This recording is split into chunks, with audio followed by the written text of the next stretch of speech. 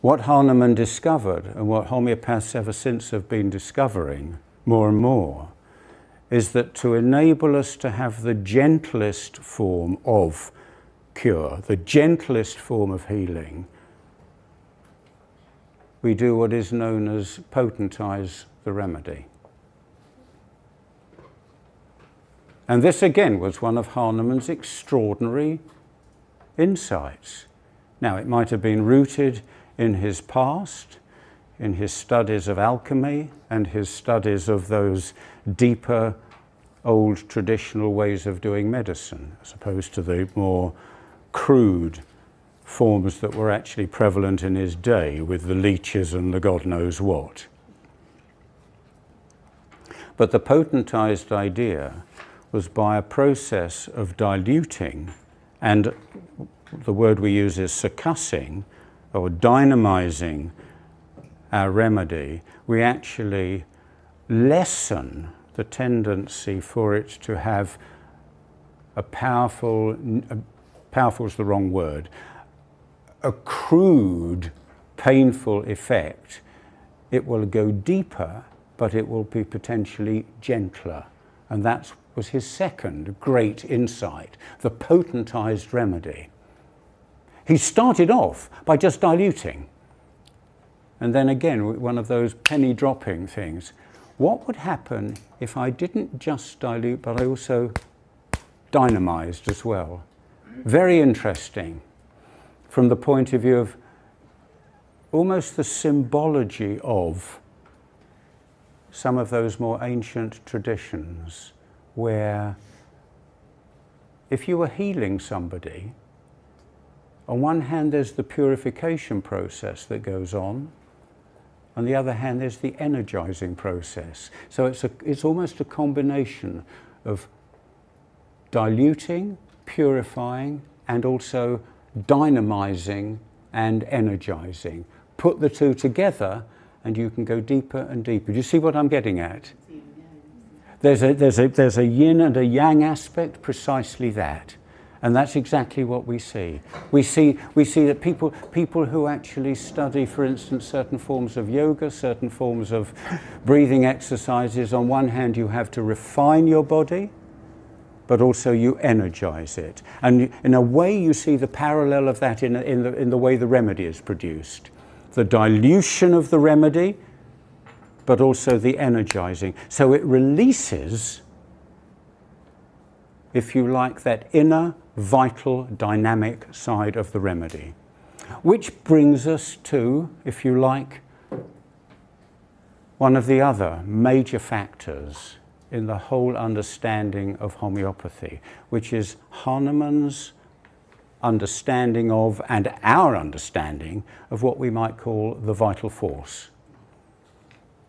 In other words, that vital energy, that life energy that we all have. I mean, we all know the difference between a live body and a corpse, and yet you would sometimes talk to orthodox medical people and you think, well, do they actually recognize that people are actually living beings and they're not just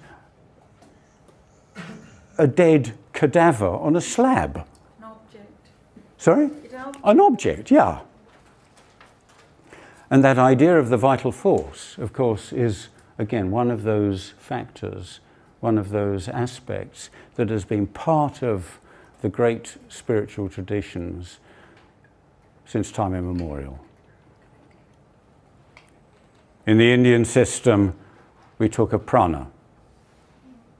So people who study yoga maybe also practice what is known as pranayama, primarily linking to the breathing. But actually prana is deeper than just the breath. It's energy. It's that vital energy that actually says, I'm alive. I'm a live human being. I'm not a corpse. And what homeopathy is doing is actually homing into that aspect of the healing process. It isn't just giving a chemical to balance out some other chemical and suppress another chemical in the body, like allopathic medicine would do. An analgesic, suppress the pain. It's actually saying, is there something on that level of vitality that if I tap into it, it can actually release that pain in the first place. And that's what we're trying to do in homeopathy. So that vital principle. So it is the central core of homeopathy. This is it, basically. You can forget everything else they're going to teach you for the next 4 years. If you don't get this, you're not practicing homeopathy. If you're not using the law of similars, it's not homeopathy. It may be potentized medicine, you may have bought it from a homeopathic pharmacy, but if you're not prescribing according to the law of similars, it's not homeopathy. I'm going to say that a million times because you have to get that straight from the very beginning. On the other hand, if you use potentized medicine, which you got from a bona fide pharmacy, but you're not prescribing it according to the law of similars, you're not practicing homeopathy. So, it's central to what we do, and the law of similars, the most similar, like cures like, can be potentized medicine. It can also be other things, as we'll talk in a minute. It can be a material dose. It can even be a pharmaceutical medication, because occasionally, and this is kind of amusing in a way for the naysayers, occasionally when you use a pharmaceutical medicine and it really works well, it's because they are inadvertently prescribing according to the law of similars. So a quick example might be Ritalin, which is a medication they prescribe for hyperactivity, for people who are overstimulated and can't relax. And Ritalin itself is a stimulant. So they are giving a stimulant to overstimulated people, and they're calming down because inadvertently they're using the law of similars. Ordinarily, we talk about we've got 250 years of history, and we're very proud of that. In actual fact, the law of similars, the idea of it, is ancient. So we've got Hippocrates, hundreds of years BC, talking about similars curing similars. It's in the Hebrew Bible. God heals with that with which he smites. The Egyptian papyrus mentions it. But it was Hahnemann, 250 whatever years ago, who systematized it, who made it into a system that we can use as a healing art, as a science and a healing art. So we can say, you know, we've got the same kind of history as acupuncture, thousands of years, or Ayurveda, thousands of years. You know, in a way, homeopathy is not the new kid on the block. It's just that it took a while to get this systematized into a system that we can really use. So this lecture is called Concepts of Health and Disease, meaning, you know, I want to give you the basic tenets of homeopathic philosophy, and this, of course, feeds into your assignment as well, yeah? So there will be things which I will highlight for you so that you know what things may be important for you in your assignment. All right, so if we look at just the first few paragraphs, and the first 6 paragraphs of the organon are really important. And if you do one thing, let's say you never ever read the whole organon, at least read and repeatedly read the first 6 paragraphs, because they give you a real good basic understanding of homeopathic philosophy, of Hahnemannian homeopathic philosophy. So the first paragraph talks about cure. And Hahnemann says cure is to make the sick healthy. That's all there is to it as far as he is concerned. That sounds simple, right? And we take it for granted. So our job is to make the sick healthy. Yeah? So that means, of course, in the first place, that people come to us in a different state than they were before. Yeah? So at one point, they were healthy. And now they come to us and feel sick, or are sick in the sense of not being able to do certain things they used to be able to do before. So our job is, as a homeopath, to restore them to their prior state. So Hahnemann does not talk about improving somebody, making them better people, or anything like that, simply to restore somebody to their prior state. They were able to live their life, they were able to have a happy life, now they're not. So we need to do something in order to bring them back to that prior state. It's in one way a very humble, very modest undertaking, but of course in practice, as you will find out, it's not always that easy. Yeah? But what he also highlights in this first paragraph, and that's when you look at the footnote, is we are not here to theorize. Yeah, he was, let's say, critical, skeptical, he was dismissive even of all these great professors of medicine who have their own chairs and theorize about the nature of disease and so on and so on. Hahnemann was not interested in that. It may have been interesting for some theoreticians of medicine, but for him, the most important thing was that we have the tools to help people on their way, yeah, to make them healthy. So remember that all of you most probably want to be practitioners, right? That's why you're here. You want to have your own practice, and then of course you want to, if you like, help people to become healthy again. That's your aim, I would have thought, yeah? So therefore, right from the start, everything we do, please see it from a practical point of view, you know? Always see it from this point of view, okay, does that make sense for me as a practitioner? Can I use this in my practice? Is this applicable? And so on and so on. So that's, I will urge you to do this all the time. Okay, so then the second paragraph talks of how cure should be done. And he talks about it should be rapid, it should be gentle, and it should be permanent. Yeah? And again, we could say, well, that's a given. You know, it should be rapid. People, if they come, for example, with an acute disease to us, and they're flu, and they get better after 10 days, that's not really a success, right? Because they probably would have got better after 10 days anyway. However, if they get clearly better within 48 hours in an acute disease, then we know that we have achieved something, you know, if it's genuine flu, for example.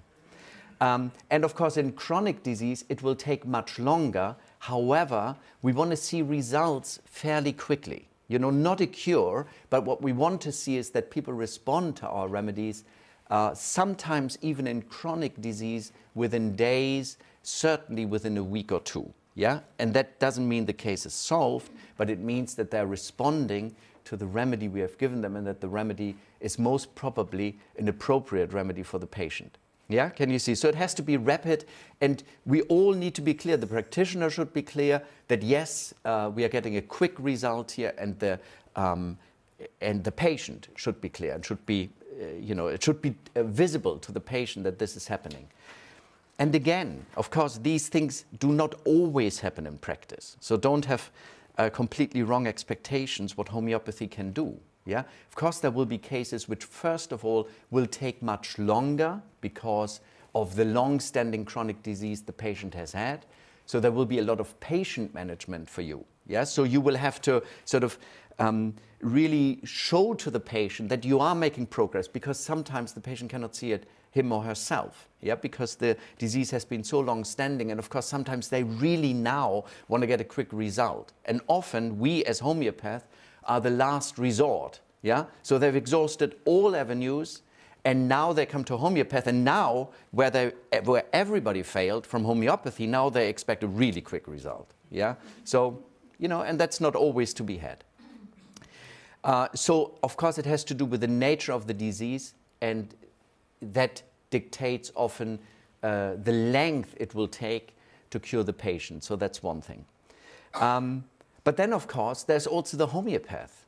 You know, we can get it completely wrong. We may not find the remedy. We may be blocked in our view of the patient. And remember, this is the key to homeopathy, to understand the patient regardless of you as the filter who's put between you, who's put between the patient and homeopathy. You know, between the patient and homeopathy, the ideal cure is the homeopath, you know, who has to interpret the symptoms of the patient according to the homeopathic materia medica. Yeah? Can you see? This is your job. And that, of course, can be a difficult one if you are not able to distance yourself, to detach yourself from what's going on in the consultation. So if you are too much in your own mind, if you're too self-concerned, self-absorbed, you will probably only see yourself and not the patient, you know? So this is part of the training. Of course, really, it should be of any medical practitioner to get some clarity on yourself. Okay, so it should be rapid, that's one thing. And it should be gentle. And gentle means, of course, what we don't want to do is to cause unnecessary suffering on top of the suffering the patient already has. Yeah? And Hahnemann stresses that because in his experience, during his time as a medical practitioner, he saw that most of the treatments used were more harmful than the disease itself. Yeah? I mean, when Hahnemann speaks of medicine, he obviously doesn't speak of modern medicine because he had no idea how medicine would develop, or maybe he had an idea, but he didn't experience it. He was before germ theory, remember? He had no idea about the exact nature of infectious diseases, of the carriers of infections, although he developed an infectious disease theory which predated the germ theory, and this is called the miasm theory, which ties in very well with the modern germ theory, for example. However, Hahnemann did, of course, not have all the instruments, the diagnostic instruments we have now. And of course, he didn't have the whole scientific grounding of physiology, anatomy. Some of it was there, of course, and chemistry, biology, but it was really in its infancy, you could say. You probably know that I'm a huge fan of the bowel nosodes. I use bowel nosodes really frequently in my practice, and I think a few of you have maybe been to one of my lectures on the bowel nosodes, because they are quite simply the shining stars in our homeopathic firmament. They are such great remedies, which goes back to what I was saying earlier about getting the bowel right being really, really important. And so in Chinese medicine, the skin, we know that if we suppress eczema, it goes to the lungs and makes asthma worse. But in Chinese medicine, the relationship isn't just with the skin and the lungs, it's with the skin and the bowel. In Chinese medicine, the lungs and the bowel are paired organs. One is the yin organ, one is the yang organ of the partnership. And they share energy pathways and they work in harmony together. And the third one of that unit is the skin. In Chinese medicine, the skin is seen as intuckings of the bowel and the lungs are like intuckings of skin. They share very similar epithelial tissues.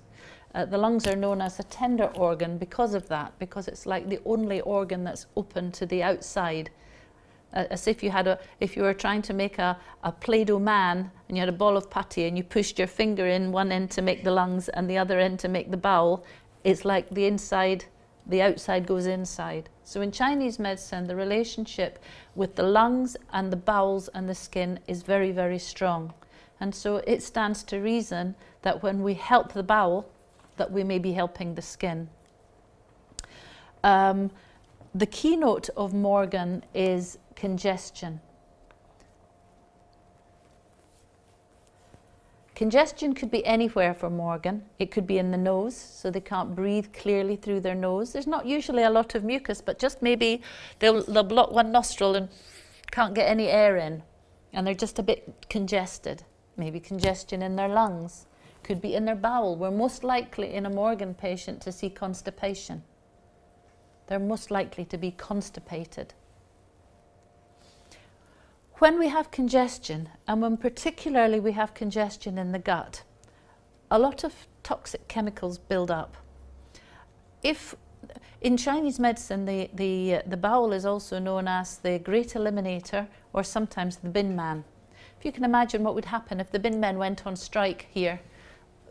First of all, we'd have a horrible smell in the streets because things become putrid. So we'll see in the bowel, the stool may smell, you know, stools are meant to smell, but you shouldn't have to send a canary in before it's safe to go into the toilet. If it's very offensive, usually there's toxicity. And then secondly, there might be parasites. They will come in a disturbed toxic gut. But chemicals build up in a toxic gut, and those chemicals are indoles and scatols that increase the aroma, but they also suppress the circulation, leading more to stasis eczema. And another chemical that builds up in a toxic gut is histamine. And we know the part that histamine has to play in eczema. Again, with congestion in the lungs in Morgan, we may see bronchitis. So it's a great remedy for the skin. It's actually one of my #1 remedies for eczema, especially eczema in babies and children.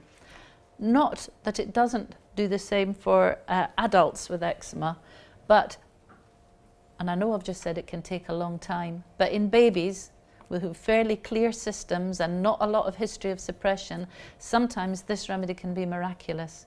And you know, babies, they don't have very many symptoms. You can't really ask them, what's your favourite food? You know, how do you feel about this, that or the other? Are you warm? We have to just rely on mum's observations. So it's very hard to take a real clear case for a baby. And sometimes I've been thinking, oh, is it sulfur? Is it calc carb? Could be tuberculinum, kind of a tubercular family. I can't really quite see. Also a big soric layer there. Sulfur, calc, oh. Maybe I'll start with some Morgan and see what happens when we get the bowel flora right. And when they come back, they say, well, it's gone. It's brilliant. I can't tell you how often that happens after Morgan with babies' eczema. Very often, it is quite honestly the only remedy you will need. Honestly. Not all the time. Sometimes it paves the way for your next remedy, which may be sulfur or it may be calc, because Morgan is a very antisoric remedy, and it looks very like most of the big antisoric skin remedies. What it does, as well as getting the bowel balanced and getting the bowel flora right, is it opens up another channel of elimination. If the gut has been toxic, if there's been a lot of build-up, it clears it out. It helps to eliminate through, we said that our skin, like our lungs and our bowel, is an organ of respiration and elimination. And if we're not able to eliminate fully through our skin, we need to eliminate through these other areas. And the bowel nosodes can open up a channel of elimination. We've already mentioned they may calm down histamine production. And it may mean less aggravation from your following remedies. At best, in a baby, it may clear it completely. At worst, it means that you're going to have less aggravation when you give your follow-on remedy, because channels of elimination have already been opened and the body is automatically a little bit less toxic. It's a brilliant remedy. I've said it's antisoric, and it can look very, very much like sulfur, petroleum, graphites, even arsenicum. If you look at the symptoms that Morgan has in the skin, you'll see it has dryness, itching from warmth, worse from the heat of the bed, worse washing, worse wool, just like sulfur. Cracks, which can be really deep and can bleed, looking just like petroleum. It can be weepy, like graphites, and they may need to scratch until they bleed. So it looks very much like there's barely a kind of psoric skin symptom that Morgan doesn't have and can't help with. And it's such a good opener. If the symptoms agree, we'd have to see some of the things that we're looking perhaps for congestion, perhaps for a bit of constipation.